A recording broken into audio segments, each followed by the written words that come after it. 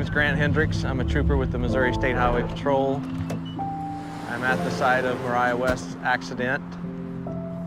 Mariah's vehicle traveled across this median and ended in striking the bridge that you can see behind me. When I got to the scene,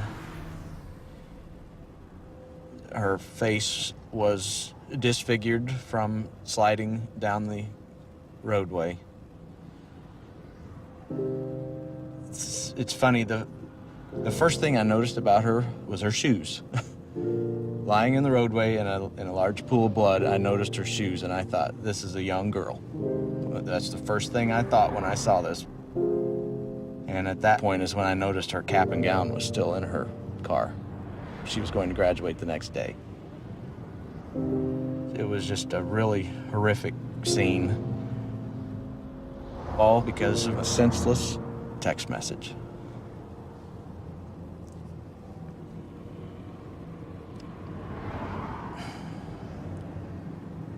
It's just sad. Sorry, it's just sad.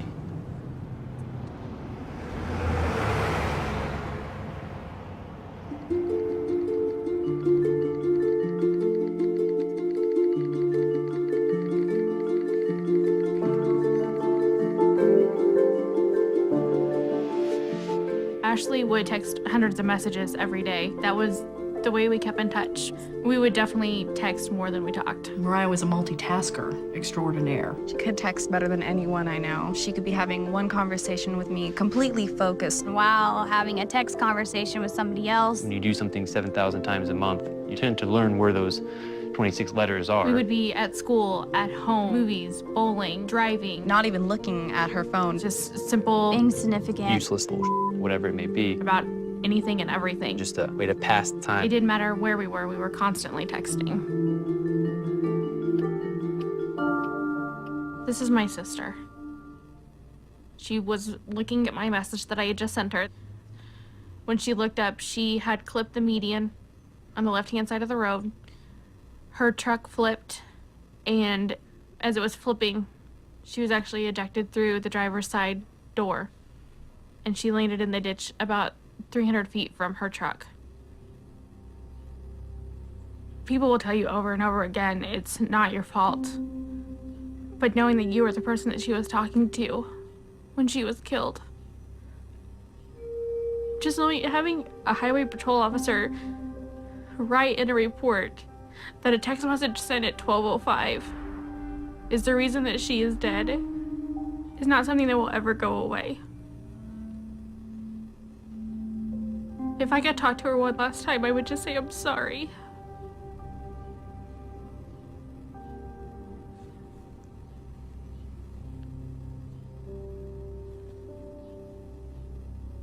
This is her cell phone that she used in the accident.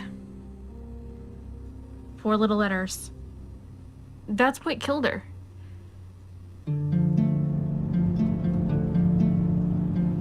You never really think about it, but people associate drinking and driving as a dangerous thing. Your vision's impaired, your judgment's impaired.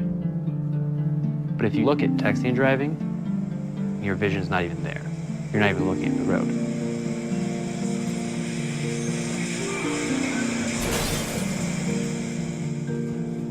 If someone would ask me to drive down the road and close your eyes for 5 seconds or 6 seconds, I would never even attempt that.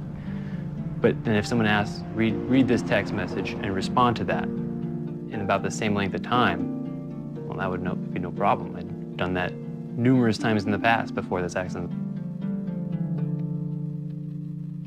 I was on my way home. I had my girlfriend in the car, and I'm just reading a text message, responding. I was looking up every couple seconds or so, like I always did. And I just hear a loud scream next to me, and the next second I look up and I see a bicyclist crashing the windshield.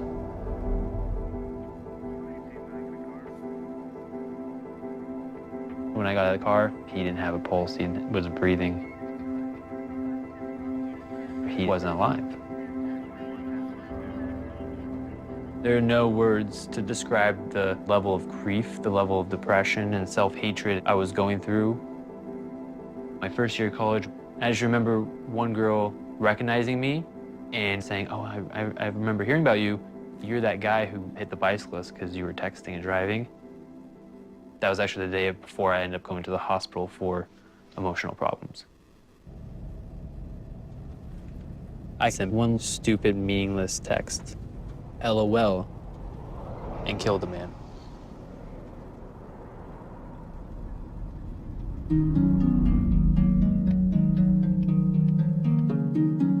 People don't realize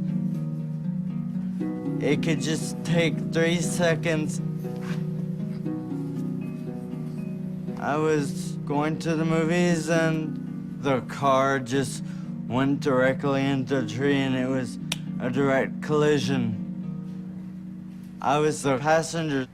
I collided with the tree on my right temple and I was declared dead on the scene 3 times. I used to be able to drive. I used to be able to go for walks. I used to be able to run around town by myself. I used to have a job. I was normal. And all this, I cannot do anymore because they had the text. This is the text message that changed my life forever.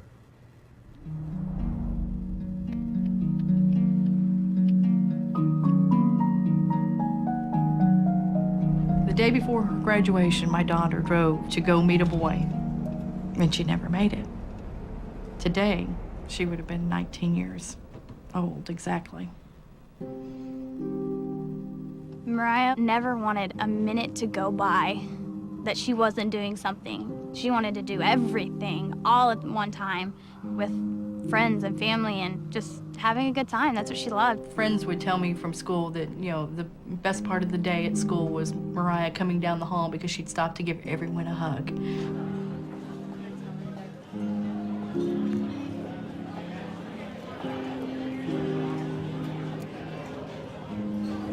Okay, guys, in honor of Mariah.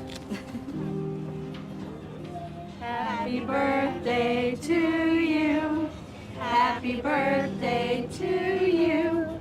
Happy birthday, dear Mariah. She had met a guy who played baseball, and one evening she just spontaneously got in her car and said, "Hey, I'm gonna come watch his game."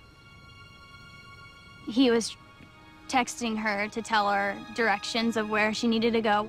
And I guess she just looked away for too long. Where are you at, you know? Like that was it. One of her friends had no idea that she had been in an accident, so he kept texting. We ended up having to send him a text back to say, please stop. She's in critical condition in the hospital, and we don't know if she'll even make it.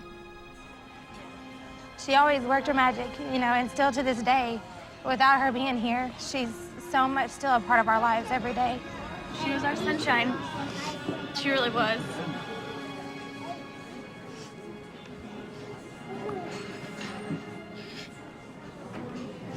She was. It's a simple text message. Where are you at? 3 simple words. She paid the ultimate price for her actions.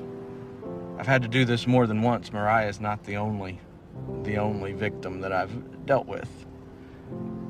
And it never gets any easier. And it won't get any easier. What is worth losing your life over? That text message?